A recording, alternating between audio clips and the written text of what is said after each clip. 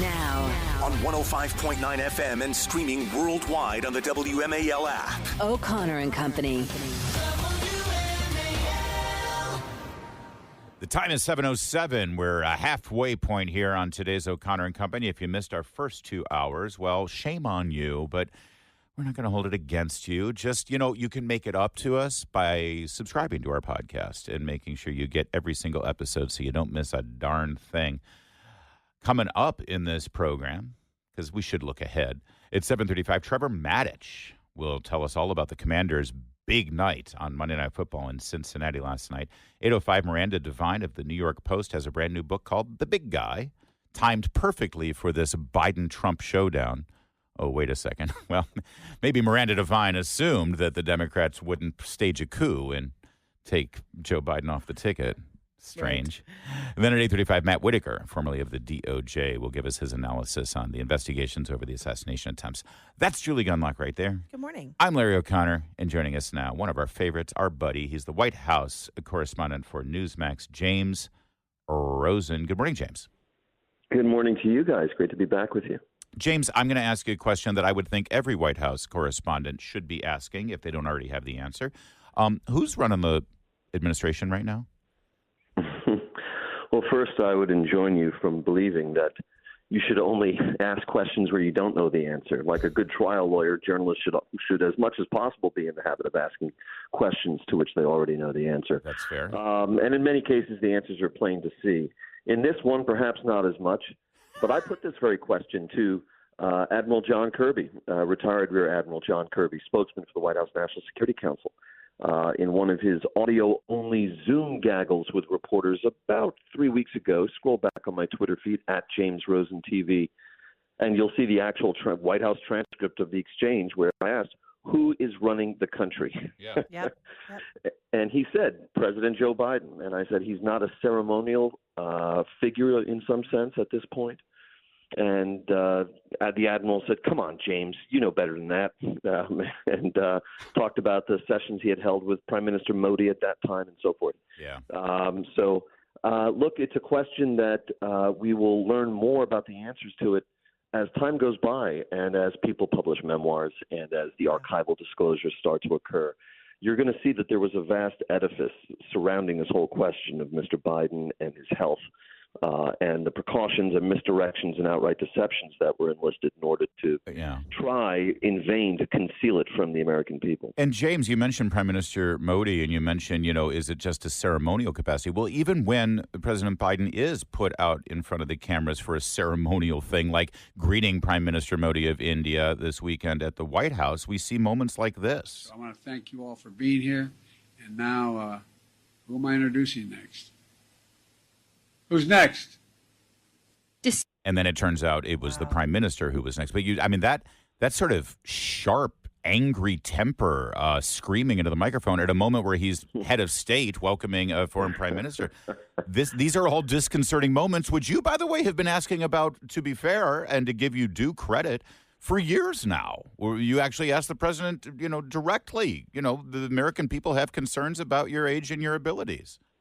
About your cognitive fitness was the exact phrase, but thank you for that, Larry. That was back in January of 2022. One did get a sense from that moment in the president's summit with the leaders of the Quad, U.S., Australia, India, Japan, at his home in Wilmington, Delaware over the weekend, where he lost his place in the proceedings. Didn't realize he was next supposed to be introducing Prime Minister Modi of India, and you heard him snap. If you actually watch the video, he says, who am I supposed to be introducing next? And then he turns to look presumably at a staff aide and barks out sharply, as we just heard, who's next? Mm-hmm.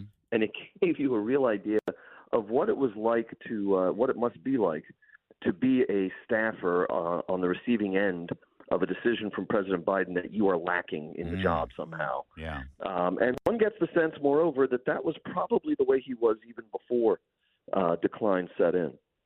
Yeah, and James, we're seeing more of this. Also last week, First Lady Jill Biden, she opened a cabinet meeting. And what struck me about this story was it was the first cabinet meeting he's had since October. He only spoke for a minute or two. She spoke for almost 5 minutes opening this cabinet meeting. What do you make of that? What was also extraordinary about it was that the White House, Julie, put out ahead of that event a background briefer via email that explained how this is not unusual for the First Lady of the United States to speak at a cabinet meeting, and how there were precedents for this sort of thing. So they came prepared for that kind of criticism or analysis. Again, it's an extraordinary story. The story of a president of the United States in evident decline, and a staff that is behaving as though this can be concealed, when it couldn't all along, really. It's one of the most quixotic attempts at a cover-up you'll ever see. Well, and it would be getting a lot more attention were it not for the fact that we tend to relegate lame duck presidents to the periphery of our attention. And moreover, were it not accompanied by the extraordinary story of Donald Trump, which has long taken up the oxygen in just about every space. But the story of Joe Biden and his decline is a fascinating case study in the annals of the presidency. And we'll see if the country makes any decision to tinker with the rules, the laws, the Constitution, or any of the mechanisms by which we regulate how our presidents serve us. James, I'd love to just shift gears quickly as we watch the twilight weeks of the Biden presidency. If you could put on your historian hat for a moment, if not your obsessive-compulsive disorder historian hat with regard to Watergate and the Nixon administration, because I'm sure you watched with great interest the 60 Minutes segment about the history of the Presidential Records Act, where they continued to make the claim that President Nixon tried to destroy his audio tapes, his famous tapes, that recorded his meetings in the Oval Office. That's just not accurate, is it, James? I didn't see the 60 Minutes segment, but it would not be accurate to say that President Nixon tried to destroy his tapes. He had ample opportunity to do so and did not, because Richard Nixon is the last public figure of any kind, not just politics, but sports, celebrity, whatever, a public figure of any kind, who could be forgiven for imagining that all of your stuff won't tumble out. Because after the Supreme Court ruled 8-0 in 1974 that Mr. Nixon had to turn over his tapes to the Watergate investigators, and not just transcripts and not just copies, but the actual tapes themselves. Every public figure has been on notice ever since that your stuff will come out, and it will be used against you. Nixon imagined that he might, as all the previous presidents had done, be able to just keep his records. And so he didn't take any steps to destroy them. The one tape that showed evidence of damage was a Watergate tape from 3 days after the arrests, June 20, 1972, where he was talking to his chief of staff, Bob Haldeman, who later went to prison for Watergate. And 18 and a half minutes of that conversation were later determined to have been erased in something like 5 to 11 separate attempts at erasure. And the culprit behind those erasures was never determined. What we do have for those 18 and a half minutes are the notes, the yellow pad notes that Mr. Haldeman took of the meeting, which show a fairly innocuous discussion of Watergate based on the PR terms of the matter. And Haldeman's notes were rather complete in retrospect. There were instances where he took down what might be felonies, such as no mafia prosecutions until November in 1970 in one of his notes. So we have no reason to believe Mr. Haldeman was sanitizing his notes. So why that conversation was erased, we don't know. But you contrast that situation. This is 18 and a half minutes of 3,700 hours of Nixon recordings. Yeah. And you look at Hillary Clinton's email server, where several tens of thousands of emails were deleted, roughly 48% of the total of something like 62,000 emails. And it just hasn't attracted the same level of historical curiosity as Mr. Nixon and his 18 and a half minutes. Indeed, sir. And when many people raise some questions about the internal dealings at the FBI, Justice Department, various other agencies and intelligence agencies, and whether they would dare to leak information to undermine a president, you're called a conspiracy theorist when, it really wasn't that long ago when that's exactly what happened in the Watergate affair. Well, conspiracy was precisely the crime that was prosecuted in so many instances in Watergate, and nobody, Larry and Julie, advances the concept of a lone burglar in Watergate. No, they do not. And again, remind me, who admitted finally that he was the deep throat informant for Woodward and Bernstein? That was Mark Felt, number 2 at the FBI. Number 2 at the FBI. It was a composite. Deep Throat was not one person, couldn't have been one person. And I've written at length on this, and if you follow me on Twitter, at James Rosen TV, I'll post some of this after our segment. I'll be honest, our 4-minute conversation just now is just the tip of the rabbit hole you will go down by following James Rosen TV. Do rabbit holes have tips, Larry? All right, the edge. I got to go. Thanks, James. Thank you both. 7:17. Let's get to Jamie Whitten. WMAL. Making sense of the news. Live from the Home Paramount Pest Control Studios. Home Paramount, the leader in pest control since 1939. We have some more Biden news here as it intersects with pop culture and the media. Joe Biden tomorrow will be the first sitting president to have a live appearance on The View. God. Although, I mean, how live will it really be? Or for I say, how live will he really be? I mean, how can we call it a life support appearance? They don't pre-tape things, though, do they? I don't know. I don't know, but that's interesting because it could be that they'll tape it and edit if it's it. taped, then it's live to tape, I guess, is the point. But, but again, I mean, is it really live?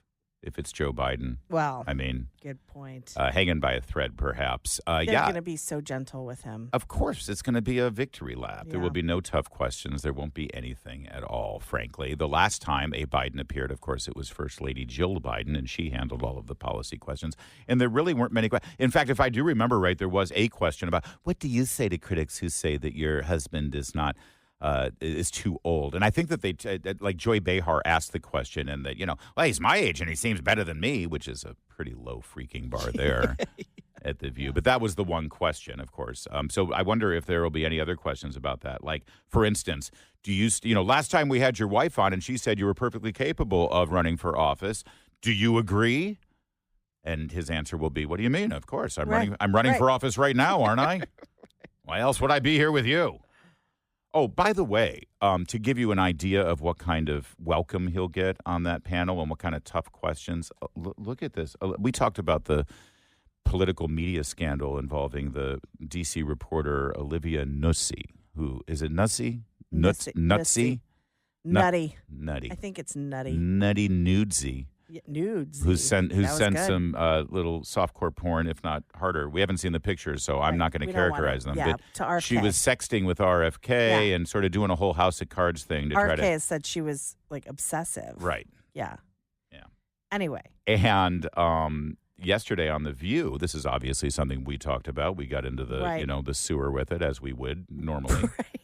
And over on The View, you'd expect them to say, I'm shocked. This is degrading. It undermines women in the professional world everywhere. Yes. That she would do this, right? Because now she featured him. Politicians. She wrote about him. Politicians are going to think, oh, so the next pretty female reporter that comes up, she's just like Olivia. She's going to, right? So here was the hot take from The View. Your favorite panelist. Who do you like better, Anna Navarro or Alyssa Farah Griffin? Tough call. It's got to be Alyssa, right, in terms of just being completely odious. Because we've always known who Anna Navarro is, let's face it. Right, true. Here's Alyssa Farah Griffin speaking on behalf of women everywhere, the conservative perspective. Yes, exactly. I am, every time I see a headline that says Olivia Nuzzi scandal, no, RFK scandal. Why? A former presidential candidate who's married for, I want to say, the third time, who engaged in this, who's now a top surrogate to the Republican nominee for president. Yeah. But it goes back to just the... He engaged in this? I don't see any evidence that he... No. I mean, he received the pictures she kept pushing at him. He received the photos, but it was Nutsy's fiance that ratted her out to Oliver Darcy. Yeah. Okay. So RFK apparently didn't participate. He received them, But then, and he apparently was showing them to people, saying, "This." Can you believe how crazy this woman is? This crazy lady sending me nude photos. The sexism that we fall into. What? The reality is this: people want to make money in this business. You put up a picture of Olivia, more people are clicking than if you put up a picture of this man. I think that men need to bear a little more responsibility in this. It's just, it's so predictable. And finally, I don't agree. I don't believe in cancel culture. I think she is a person who has cut her teeth in this industry. She unquestionably made a mistake, but I think if she takes responsibility, she should absolutely. Mistakes were made. By the way, Alyssa Farrah-Griffin and Olivia Nuzzi are old friends. Oh yes, we played that clip. Alyssa starts off by going, "She's like my best friend. She's been there for me." I mean, it was this whole like sorority. She's a really good friend. Yes, of mine. exactly. So there she is being. Yes, so, but again, she suggests. I mean, Olivia Nuzzi had agency here. She sent the photos. Her fiance found the photos and then gave the photos to another reporter friend who then publicized and them. there is zero evidence that Mr. Kennedy engaged in any way whatsoever other than just Kennedy receiving these things. Putting these out there. It was her fiance. And so if you want to, the idea that she's somehow a victim here, it's just the it's sexism to point out that. I mean, what is she talking she's about? At the center of the scandal. Of course she's at the center of the scandal. It's 7:24. Now on 105.9 FM and streaming worldwide on the WMAL app. O'Connor and Company. WMAL.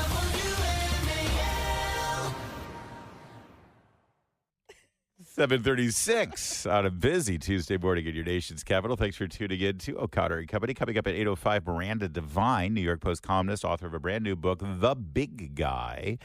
And then at 8:35, Matt Whitaker, former acting United States Attorney General. We'll talk to him about this inexplicable decision of the Justice Department to release this letter allegedly from the would-be assassin of Donald Trump. We'll get into all of that. I'm Larry O'Connor. That's Julie Gunlock. Good morning. And now we got some sports to talk about, and it's good news for Washington football fans as your Commanders went into Cincinnati as an underdog and not only beat the Bengals in their stadium, but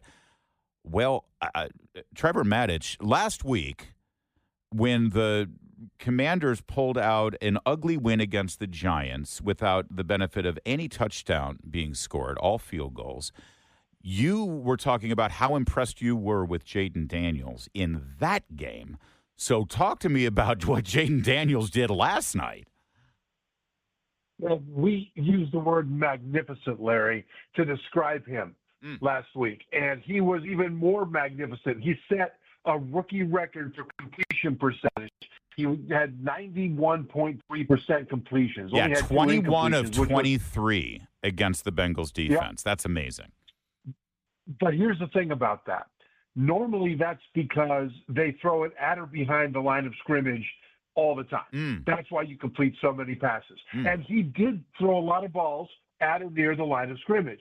But when it came time to throw it deep down the field, he hit that as well. He had a beautiful 55-yard completion to Terry McLaurin that set up a touchdown that was just all air. He threw it all the way down the field. And then he had a 27-yard completion to McLaurin that was a touchdown that, again, was vertical down the field. So, yeah, he was throwing it side to side. But when it came time to go deep, he was brilliant. He also, a lot of times you'll see a rookie quarterback, Trevor, sort of find the one guy he connects with, the one receiver he connects with, and they pretty much, that's the go-to. That's the battery, right? That QB, that he spreads it out. I mean, he sort of, in fact, I was getting frustrated. It's like, get Terry McLaurin involved here. He finally did, obviously, but that's something, isn't it? That means he's actually evaluating the field and finding the right receiver at the right time. Yeah, he completed passes to 8 different guys, and one of them was a touchdown, his first touchdown to offensive lineman Trent Scott, who lined up as a tight end and snuck out into the end zone, and he gave him a catchable ball, and he barely caught it, but that was his first touchdown. And it was funny because after the game, he was asked if Trent Scott could have that ball because he's an offensive lineman. Right. He probably will never score another touchdown in his life. And Daniel said, "Oh, no. That's my first NFL touchdown. That's my ball." By the way, that's perfectly reasonable as well. If Heisman Trophy winner and rookie quarterback Jaden Daniels has, listen, let's not get ahead of ourselves, but if he does have the career that last night sort of revealed he could have. That'll be the greatest trivia question. Years from now, who was Jaden Daniels' first touchdown pass? And it was offensive tackle Trent Scott. What a great play that was, too. In fact, speaking of that, talk to me about the coaching here and the play calling, making the most of the very young talent on this team. Well, the Bengals defense before the game kind of mocked the play calling. Cliff Kingsbury is the offensive coordinator, and he's famous for being the coach at Texas Tech and then offensive coordinator at USC. And the defense said that this was a college offense that didn't ask Daniels to do very much. Well, the Bengals couldn't stop it. See, all those side-to-side throws, a lot of them were bubble screens and various different kinds of screens that you see in college.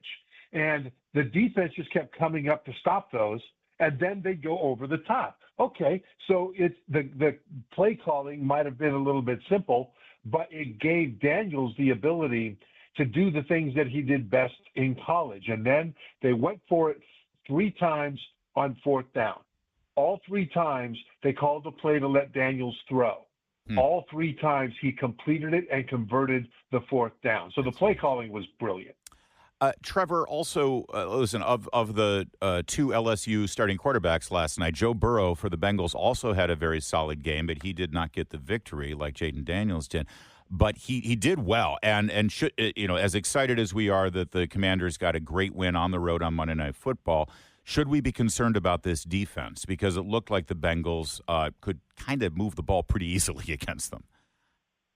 Well, the Commanders did not punt the entire game. And that's because they scored every time they had the ball.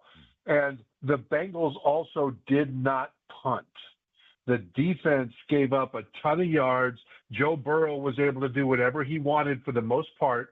Their running game was phenomenal against the Commanders' defense. And so you are right. That what's lost in the euphoria of this win is that the defense was just awful. Now, you can say one thing in their favor.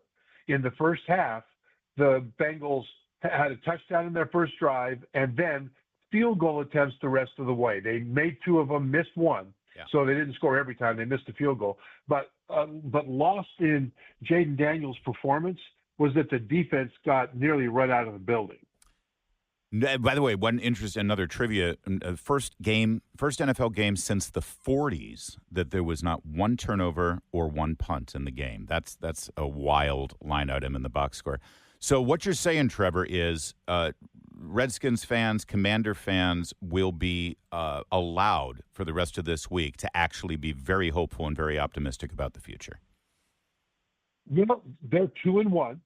They are tied with the Eagles at the top of the division. And the reason that they're 2-1 is what gives you hope. Because how long has it been that the Commanders have been in a quarterback desert? I mean, ever since Kirk Cousins, and then before that as well, really. And all of a sudden, they've got a quarterback that looks like he's not just the future, but a quarterback that can lead them to the promised land. Now, this is 3 games. This is 1 brilliant game in the most recent example. And so we don't want to get too far ahead of ourselves. Yes. But if it were just short passes, then you could say, well, but the fact that he was able to drop dimes deep down the field against to receivers that had defenders covering them pretty closely, perfect throws, and he was calm the entire time. He wasn't freaked out by the moment on the road. That gives Commanders fans hope that this, at long last, might be the quarterback. All right. I will say I had high hopes in 2018. Alex Smith, that season was looking great until that devastating leg injury. But you're right. It's been a long time since we could be this excited about a quarterback, especially a rookie. Thank you, Trevor. Great talking with you. We'll talk to you next week. Thanks, Larry. It is 7:40. Later this morning on the Chris Plant Show, Greta Van Thunberg is back, and this time they've got her supporting Hamas and Hezbollah. 9 a.m. on WMAL. You know, Julie, it's been a while since I've heard you get really, really angry on the air about something. It's been like 45 minutes, actually. So are you ready? Are you ready? Because I'm pretty sure this one, you're going to love this one. Remember when Donald Trump was impeached because he made a phone call to a foreign leader Oh, right. to give him a heads up and to get more information about the Biden family's corrupt dealings with the Ukrainian government. Remember that? Yeah. And we were told that this was inviting foreign interference in our elections, misuse of government funds, a misuse of military aid to a country by threatening to keep that aid from going there in exchange for political benefit, and again, inviting a foreign leader into our election process. Remember all that? Yeah, You remember all I remember. that? Wasn't I that do. long ago? I know. Yesterday, the Biden-Harris administration used a military asset, a military transport plane, to fly in that exact same foreign leader, President Zelensky of Ukraine, flew him into this country and landed him in Pennsylvania, a battleground state. Yeah. He then met with the governor, Josh Shapiro, a surrogate for the Harris for President campaign and a Democrat, toured an ammunition factory, did a campaign appearance, and while during that campaign appearance, Zelensky trashed Donald Trump and J.D. Vance publicly and to the media, granting an interview to New York Magazine, which is something that Kamala Harris and Tim Walz will never do. So Zelensky, that foreign leader, used military funding that was offered to him by the Biden-Harris administration to fly here, and then did a campaign appearance and granted an interview attacking Kamala Harris's political opponent, all on our dime. Yeah. You know what drove that impeachment? The press's outrage. That's right. They drove it. Now, the Democrats set it up, including Vindman, okay, who's running for a seat in Virginia, so Virginia voters better listen up, okay? They framed Donald Trump. The media ran with it. They got the outrage going, okay? You think the media will do it this time? No. Yeah. No. They're fine with it. How is this not a foreign leader interfering in our It election? is. It absolutely is. And it's an impeachable offense. It's not even close. They're using American military assets to fly this guy in to make campaign stops. But absolutely an unimpeachable offense. By the way, Captain Hung Kao, who's running for Senate in Virginia, he noted this and said, how much did we take out of our military budget for this while we have service members who are living on food stamps right now? It's not like our military families are rolling in dough, but we were able to carve out money for Zelensky to fly here on a military plane and the security. By the way, Secret Service. Last I checked, the Secret Service is stretched so thin that they can't protect our own candidate for president, but they were there protecting Zelensky in a campaign appearance. Don't worry, Larry. I bet Vindman's going to be all over this. Oh, Eugene, sure. Eugene, Absolutely. you out there? Yeah. It's gross. It's disgusting. It's outrageous. And oh, by the way, Josh Shapiro then signed an agreement establishing a partnership between Pennsylvania and a province in Ukraine. What is that? What is that? Pennsylvania has their own foreign policy with Ukraine.